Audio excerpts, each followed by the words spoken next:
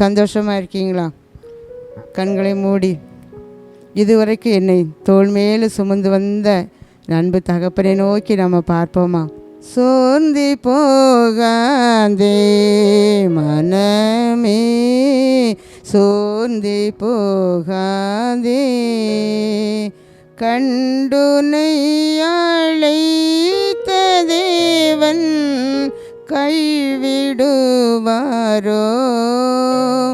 சோர்ந்து போகாதே மனமே, சோர்ந்து போகாதே. அன்பின் ஆண்டவரே, இந்த வேளையிலும் கூட எங்களோடு நீர் பேசுங்கப்பா. உடைய வார்த்தைகளை ஏக்கத்தோடு பாரத்தோடு கூட கவனித்து கொண்டிருக்கிற உமது அன்பு பிள்ளையுடைய வாழ்க்கையில் ஒரு அற்புதம் நடக்கட்டும். வார்த்தைக்கு விரோதமாக செயல்படுகிற பொல்லாத ஆவிகளை இயேசுவின் நாமத்தில் கட்டுகிறேன். நீங்கள் செயல்படுங்க. துதி கன மகிமை எல்லாவற்றும் உங்களுக்கே செலுத்துகிறேன். மீட்பர் இயேசுவின் மூலம் ஜெபிக்கின்றேன் நல்ல பிதாவே, ஆமீன். அல்லேலூயா. சந்தோஷமாக இருக்கீங்களா?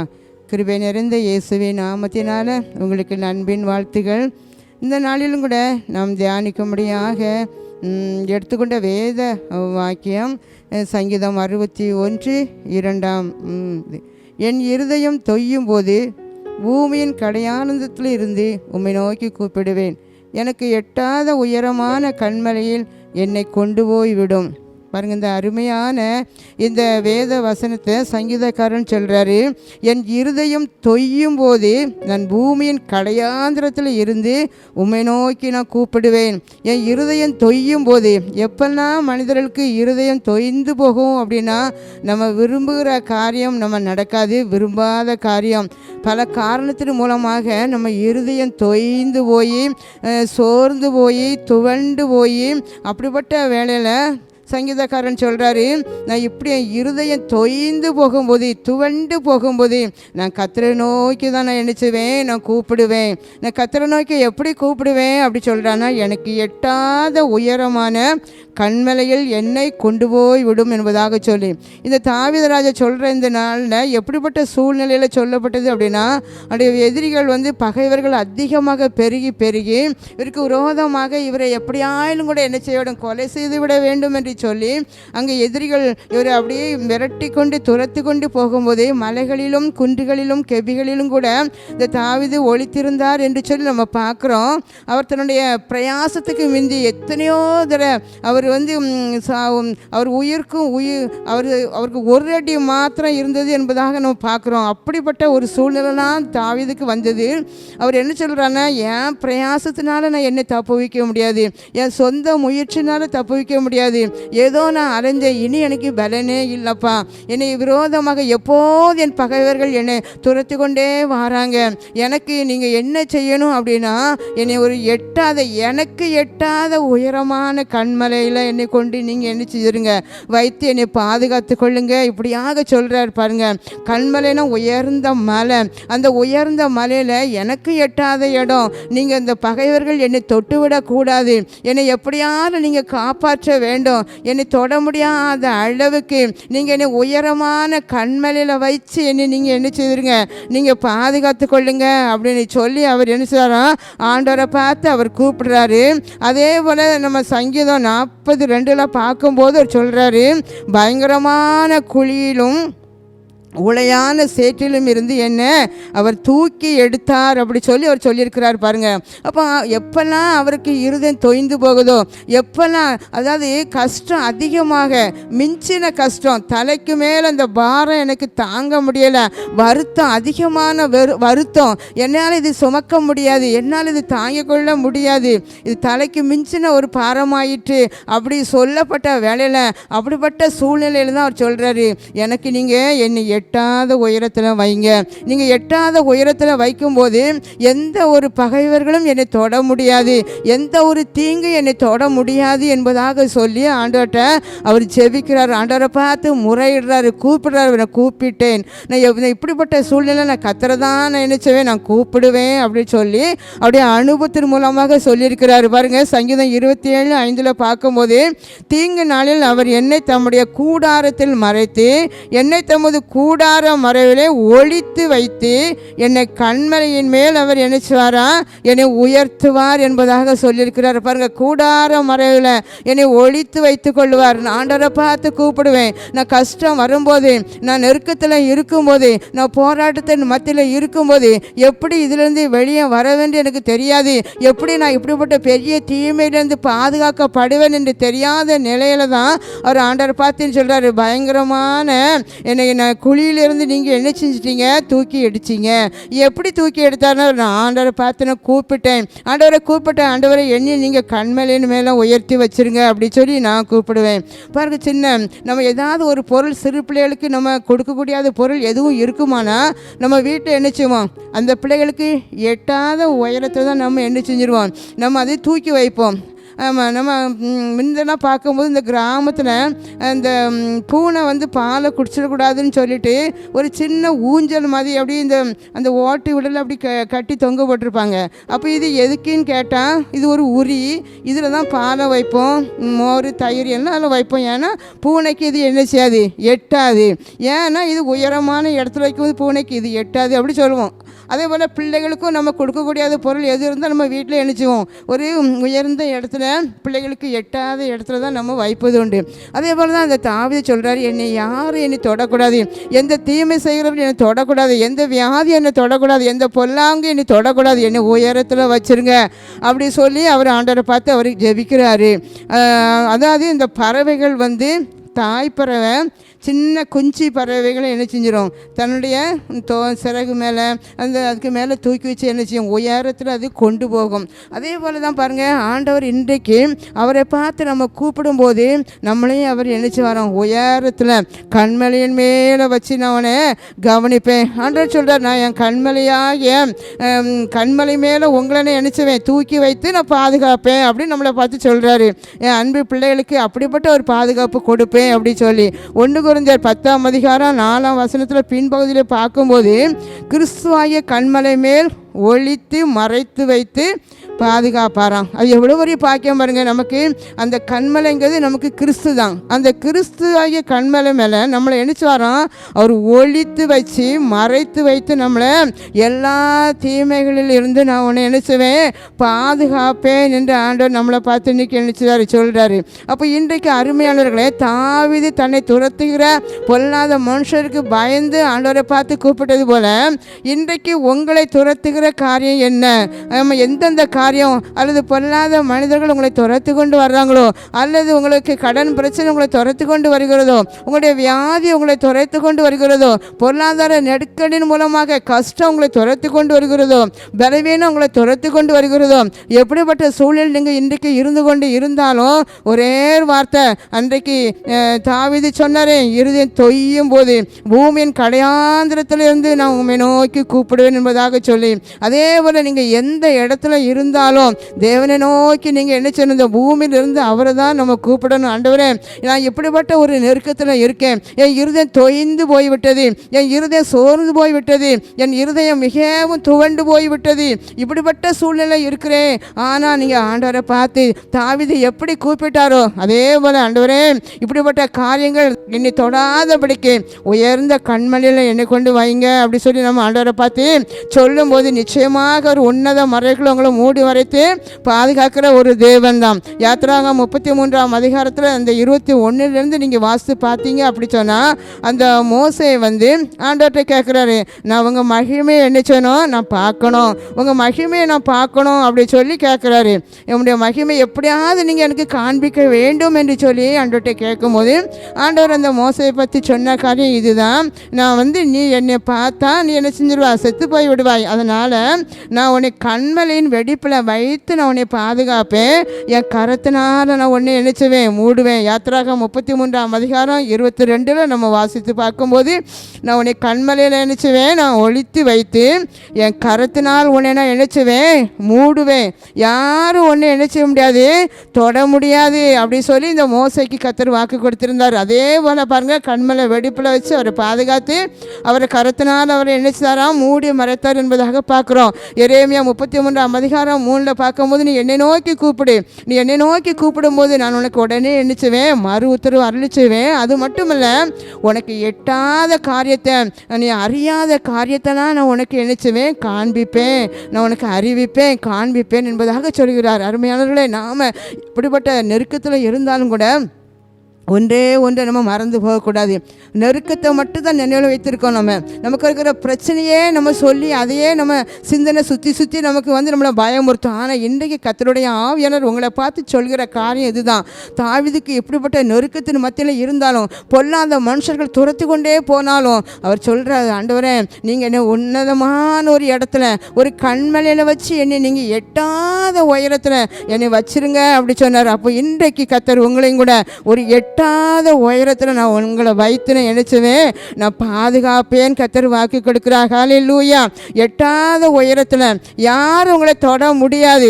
அப்படிப்பட்ட உயர்ந்த இடத்துல எந்த வியாதியும் உங்களை தொட முடியாது, எந்த ஒரு பலவீனமும் உங்களை தொட முடியாது, எந்த பொல்லாத ஆவிகளும் உங்களை தொட முடியாது.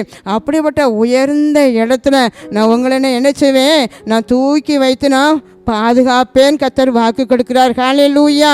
அந்த உன்னத மறைவுகளை வைக்கிறது மட்டுமில்ல, என் கரத்தினால் உங்களை மூடுவேன். அருமையானவர்களை, இன்றைக்கு கர்த்தர் கொடுக்குற வார்த்தை அதுதான். உங்களை நான் உன்னத மறைவுகளை என் சிலுவை அடிவாரத்துக்குள்ள உங்களை மூடி மறைப்பேன். அது மட்டுமில்ல, என் கரத்தினால் உங்களை மூடுவேன். எதுக்கு நீங்கள் பயந்து கொண்டு இருக்கீங்க? இன்றைக்கு கத்த சொல்ல பயப்படாதீங்க, என் கரத்தினால் நான் உங்களை நினைச்சுவேன், நான் மூடுவேன். அன்றைக்கு மோசையை பார்த்து சொன்னது போல என் கரத்தினால் உன்னை மூடுவேன், என் கண்மலை வெடிப்பு கூட உன்னை மறைத்து ஒழித்து வைப்பேன். எப்படிப்பட்ட பொல்லாப்புக்கு நீங்கள் இன்றைக்கி பயந்து கொண்டு இருக்கின்றீர்களோ, இந்த இரவு வேளையில் கர்த்தர் உங்களோடு பேசுகிற காரியம் இதுதான். உங்களை நான் குடும்பமாக நான் என் கண்மலை கூட நான் அப்படியே நான் ஒழித்து மறைத்து வைப்பேன். அது மட்டும் இல்லை, என் கரத்துக்குள்ளே நான் உங்களை நினைச்சுவேன், என் கரத்தினால நான் உங்களை நினைச்சுவேன், நான் மூடுவேன் கர்த்தர் வாக்கு கொடுக்கிறார். ஹல்லேலூயா. எந்த கண்மலையானவரே, என்னை காக்கும் தெய்வம் நீரே, எந்தன் கண்மலையானவரே, என்னை காக்கும் தெய்வம் நீரே, வல்லமை மாட்சிமை நிறைந்தவரே, மகிமைக்கு பாத்திரரே, வல்லமை மாட்சிமை நிறைந்தவரே, மகிமைக்கு பாத்திரரே. பாருங்க, என் கண்மலைக்குள்ள நான் உங்களை நினைச்சுவேன், நான் பாதுகாப்பேன் என்று கர்த்தர் உங்களுக்கு வாக்கு கொடுக்கிறார். ஹல்லேலூயா. ஹல்லேலூயா. இரண்டாவதாக நம்ம பார்க்கும்போது யோபு கூட இருதயம் தொய்ந்து போனது. இங்கே தாவீதுக்கு எப்படி இருதயம் தொய்ந்து போனது? பொல்லாத பகைவர்கள் விரட்டி துரத்தியதுனால இருதயம் தொய்ந்து போனது. இங்கே யோபுக்கு கூட இருதயம் தொய்ந்து போகிறது. எப்படி நான் அவரை பார்த்தோன்னா, யோபு 9ஆம் அதிகாரம் 12ஆம் வசனத்தில் நம்ம வாசித்து பார்த்தா, தேவன் பறித்து கொண்டு போனார் அப்படி சொல்லி நம்ம யோபு பக்தன் கூறுகிறார். யோபுடைய வாழ்க்கையில் நல்ல வசதி செழிப்புமாக குடும்பமாக சந்தோஷமாக வாழ்ந்து கொண்டு இருக்கும்போது திடீரென்று ஒவ்வொரு பொருளும் அங்கே எண்ணிச்சது, ஆடு மாடுகள் பிள்ளைகள் அத்தனை பேரையும் அங்கே எண்ணிச்சாங்க, இழந்து போய்விட்டார். அதனால தான் யோபு சொல்கிறாரு, ஒரு செடியில் பூவை பறிப்பது போல கர்த்தர் என் குடும்பத்தில் உள்ள எல்லா ஆசீர்வாதத்தையும் எல்லா நன்மைகளையும், ஆடுகளை பறித்து கொண்டு போனார், பிள்ளைகளை பறித்து கொண்டு போனார், ஒட்டகங்களை பறித்து கொண்டு போனார், எல்லா ஆசைகள் ஐஸ்வர்யங்கள் எல்லாவற்றையும் யோபு கர்த்தர் என்ன செஞ்சிட்டாரா? பறித்து கொண்டு போனார் என்பதாக சொல்லி அவர் இருதயம் தொய்ந்து போய் என் வாழ்க்கையில் எல்லாம் பறித்து போகப்பட்டது என்பதாக சொல்லி அவர் புலம்புகிறார். பாருங்கள், இன்றைக்கு நம்ம பார்க்குறோம், சிலர் நம்ம வாழ்க்கையில் திடீர் சில மாற்றம் வரும், சில பொருட்களை இழப்போம், சில நன்மைகளும் ஆசீர்வாதங்களை இழக்க நேரிடும். ஆனால் ஆண்டவர் நினச்சி வர தெரியுமா?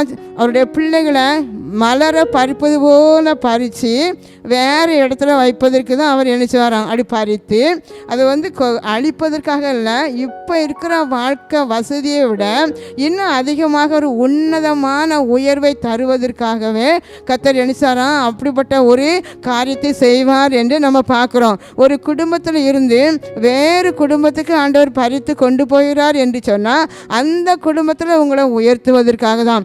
ஒரு அனுபவத்தை பறித்து வேறொரு அனுபவத்திற்கு அவர் கொண்டு போகிறார்னா அங்கே ஒரு நோக்கம் இருக்கிறது.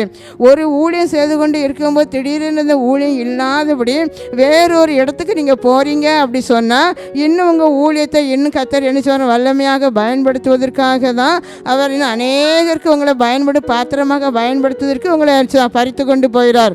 ஒரு ஆசீர்வாதத்திலிருந்து இன்னொரு ஆசீர்வாதத்துக்கு கொண்டு போகிறார்னா இன்னும் உங்களை அதிகமாக உயர்த்துவதற்கு பிசாசின் பிடியிலிருந்து வியாதியின் கொடுமையிலிருந்து பறித்து போடுகிறார். இன்றைக்கு ஒரு அற்புதத்தை கர்த்தர் உங்கள் வாழ்க்கையில செய்வேன் என்று கர்த்தர் வாக்கு கொடுக்கிறார். ஹல்லேலூயா.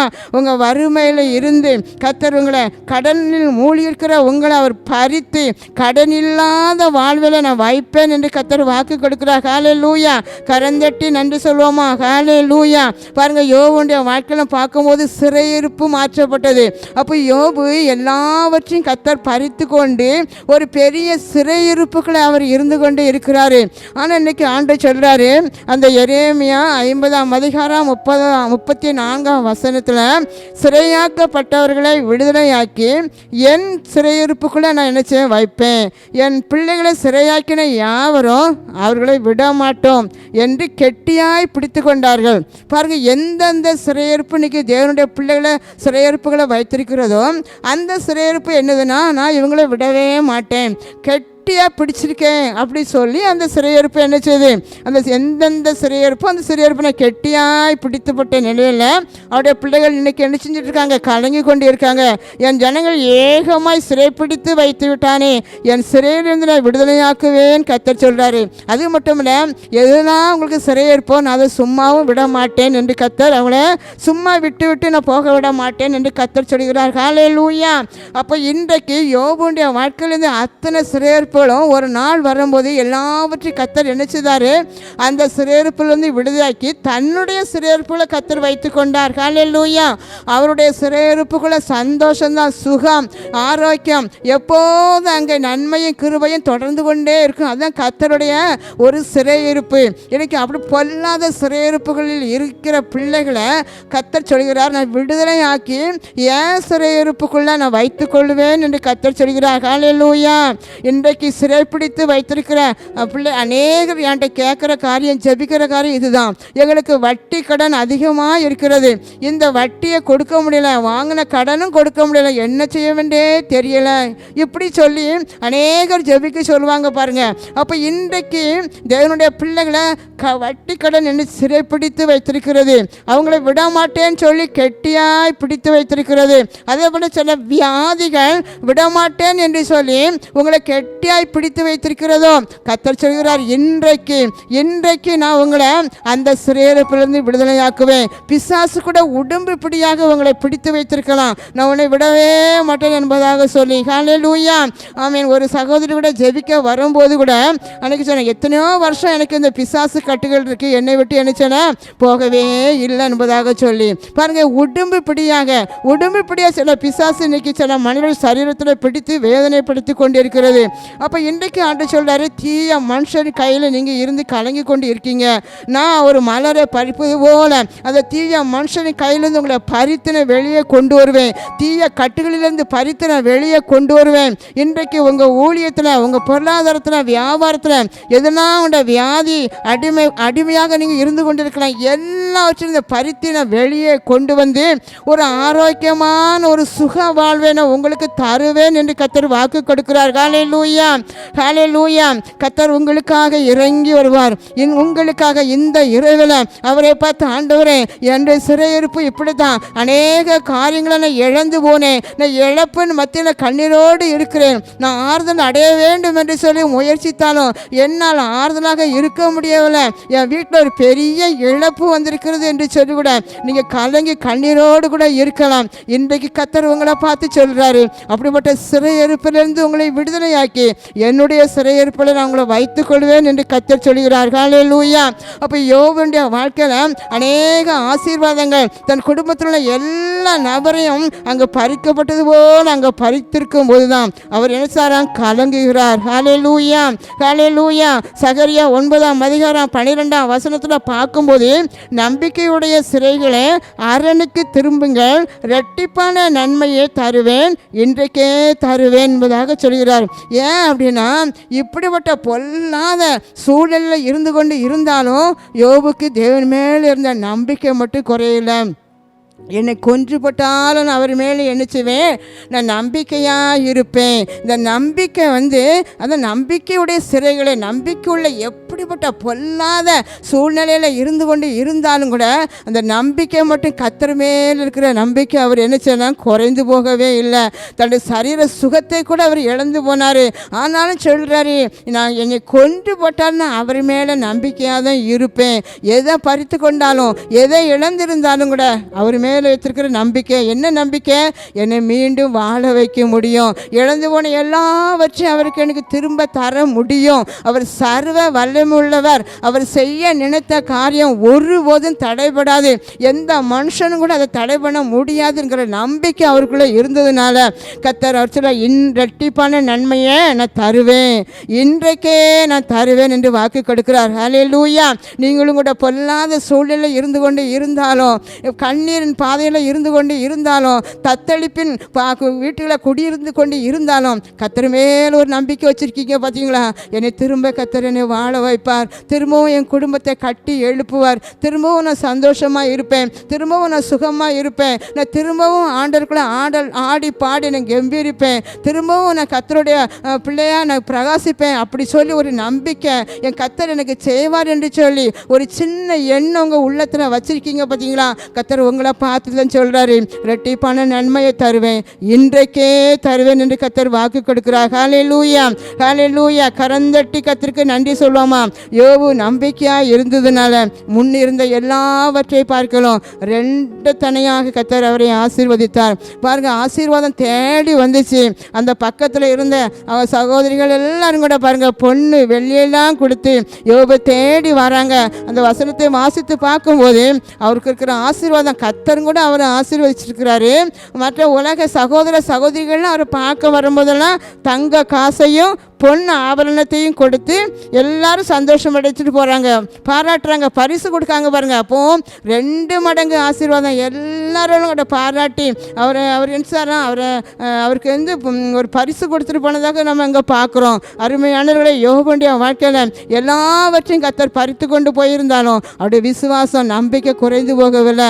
நம்பிக்கை குறைந்து போகாமல் இருந்ததுனால தான் கர்த்தர் 2 மடங்கு அந்த நம்பிக்கையை பார்த்து அவரை ஆசீர்வதித்தார். உடையான சேற்றில் இருந்தாலும் அவரை தூக்கி ஒரு உன்னத நிலைமையிலே கர்த்தர் அவரை வைத்து அவரை ஆசீர்வதித்தார் என்று பார்க்குறோம். ஹல்லேலூயா. கண்மலை மேலே உயர்த்தினார். 3வதாக பார்க்கும்போது அந்த யோசேப்புடைய வாழ்க்கையில் அவர் ஏன் அவருடைய இருதயம் தொய்ந்து போனது அப்படி சொன்னால், தகப்பனை விட்டு பிரித்ததுனால அவர் இருதயம் என்ன செஞ்சுட்டு தொய்ந்து போனது. ஆதியாகமம் 44:30 பார்க்கும்போது யாக்கோபுடைய ஜீவனும் யாக்கோபின் மகனாகிய யோசேப்பின் ஜீவனும் ஒன்றாக இணைக்கப்பட்டிருந்தது. இங்கே இந்த சம்பவம் உங்கள் எல்லாருக்குமே நன்றாகவே தெரியும் பாருங்க. இந்த யோசேப்பு அந்த தகப்பனாகிய யாக்கோபுடைய மடியில் வைத்து வளர்க்கப்படுகிறாரு. அவங்க அப்பா மிகவும் அந்த யோசேப்பை அவர் அன்பு செலுத்துகிறாரு. ஆனால் அந்த யோசேப்பு சிறு வயதில் இருக்கும்போதே அவருடைய இருதயம் தொய்ந்து போன ஒரு சூழ்நிலை தான் வளர்ந்து வந்தார். காரணம், அவனுடைய எல்லா சகோதரர்களும் அந்த சின்ன வயதாக இருக்கும்போது அந்த யோசேப்பின் மேலே மிகுந்த ஒரு பொறாமை எண்ணம் கொண்டதுனால எப்படியாவது இவனுக்கு விரோதமாக நம்ம தீங்கு செய்யணும் அப்படி சொல்லி போதாதென்று கர்த்தர் அந்த யோசேப்புக்கு தரிசனத்தை காண்பித்தார். அவனுடைய சொப்பனத்தை அந்த சகோதரர்களுக்கு சொன்னது, தன்னுடைய தகப்பனுக்கு சொன்னது, இதெல்லாம் கூட அந்த சகோதரர்களுக்கு பிடிக்காதனால இவன் சொப்பனை இவனுக்கு நிறைவேறிவிடக்கூடாது, அதனால அவனுக்கு சொப்பனக்காரன் அப்படி சொல்லி ஒரு பெயரை கூட அவங்க சூட்டி வச்சுருந்தாங்க.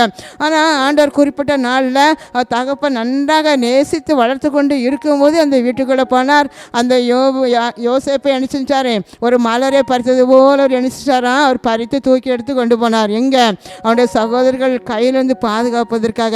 இதே யோசேப்பு அங்கேயே இருந்திருந்தான் அந்த பொல்லாத சகோதரர்கள் எப்படியாவது அவனை கொலை செய்திருப்பாங்க. அவனை தகப்பன் அவனை காப்பாற்றிருக்க முடியாது. அதனால தான் கர்த்தர் அந்த யோசேப்பை பாருங்க, இப்போ அந்த சகோதரர்கள் மூலமாகவே ஒரு குழிக்குள்ளே அங்கே தூக்கி போடப்படுகிறான். ஆனால் அந்த குழிக்குள்ளே ஆண்டவர் விடலை, அங்கேயே இருந்து சாக விடலை. அந்த குழிக்குள்ளேருந்து வெளியே எடுப்பதற்கு அங்கே அந்த வியாபாரிகள் மீதியானியர் அங்கே வந்தாங்க. எகிப்து தேசத்தில் கொண்டு போய் இவனை உயர்த்துவதற்காக கர்த்தர் நினைச்சாரான் திட்டம் பண்ணின. அப்படின்னால அந்த குழியிலிருந்து எடுத்து சகோதரர்கள் அவன் நினைச்சாங்க, விற்று போட்டாங்க. இப்போ அந்த யோசேப்பு அங்கே போய் அங்கே போத்திபார் வீட்டில் வேலைக்காரனாக இருக்கிறாரு. அது மட்டும் இல்லை, செய்யாத தவறுக்காக சிறைச்சாலையில் அவர் நினைச்சாரான் அடைக்கப்படுகிறாரு. அந்த சிறைச்சாலையில் இருந்தாலும் கூட கர்த்தர் நினைச்சாரான் யோசேப்பு கூடவே அங்கே இருந்தார் என்று பார்க்குறோம். இந்த யோசேப்பு தன் தகப்பனை விட்டு பிரிக்கும் போது எவ்வளவு அழுதிருப்பார், எவ்வளோ கதறி இருப்பார். ஆண்டவரே, எனக்கு தாய் இல்லை, தகப்பன் மட்டும்தான் எனக்கு இருக்கிறாங்க.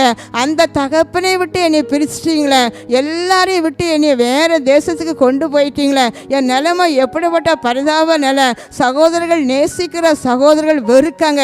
எப்படியாவது இந்த யோசேப்பை நினைச்சுன்னு கொண்டு போடணும், இவருடைய சொப்பனை இவனுக்கு நிறைவேற விடக்கூடாது அப்படி சொல்லி எல்லாரும் பொறாமை எண்ணத்தோடு இருக்காங்கன்னு எவ்வளோ கதறி இருப்பார். தகப்பனை மட்டும் நேசித்திருந்த அந்த யோசேப்புக்கு இப்போ மிகவும் அவருக்கு இருதயம் தொய்ந்து போனது.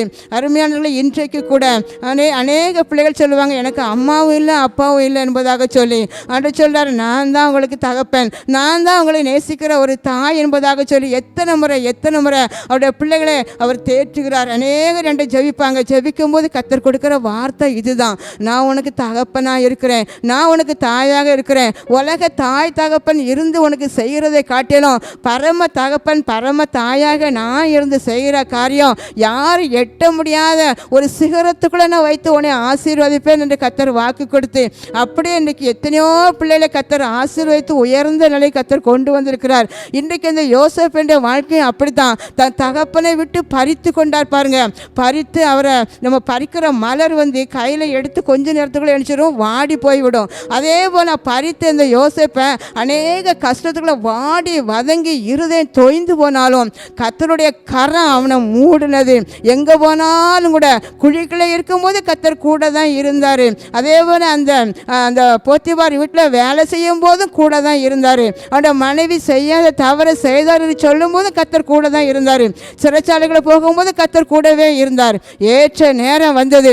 ஆதியாகமம் 41ஆம் அதிகாரத்தை நீங்கள் வாசித்து பார்த்தீங்கன்னா 42, 43 பார்க்கும்போது அந்த ராஜா தன்னுடைய ரதத்தின் மேல் அவனை ஏற்றி தெண்டலிட்டு எல்லாரும் அந்த யோசேப்பை பணியுங்கள் என்பதாக சொன்னார். பாருங்க, காரணம் அந்த பார்வோன் கையில் போட்டிருந்த அந்த ராஜா போட்டிருந்த எல்லாம் முத்திர மோதிரத்தெல்லாம் கலைச்சி அந்த யோசேப்பு கையில் போட்டாங்க.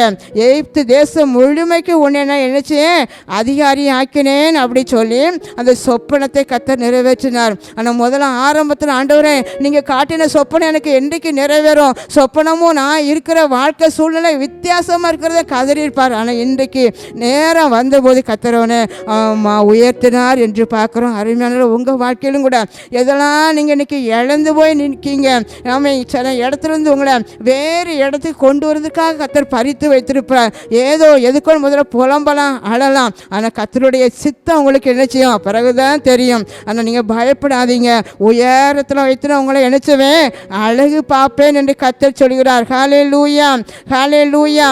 அப்போ இன்றைக்கு கர்த்தர் சொல்கிறாரு, அன்றைக்கு தாவீதை எப்படி ஒரு உன்னத மறைகளை கொண்டு போயினானோ அதே போல் நான் உங்களை நினைச்சுவேன், நான் உன்னத மறைகளை வைத்து கண்மலையில் வச்சு மூடி மறைப்பேன், என் கரத்தினாலும் மூடி மறைப்பேன், இழந்து போன எல்லாவற்றையும் 2 மடங்கு நான் உங்களுக்கு தருவேன்.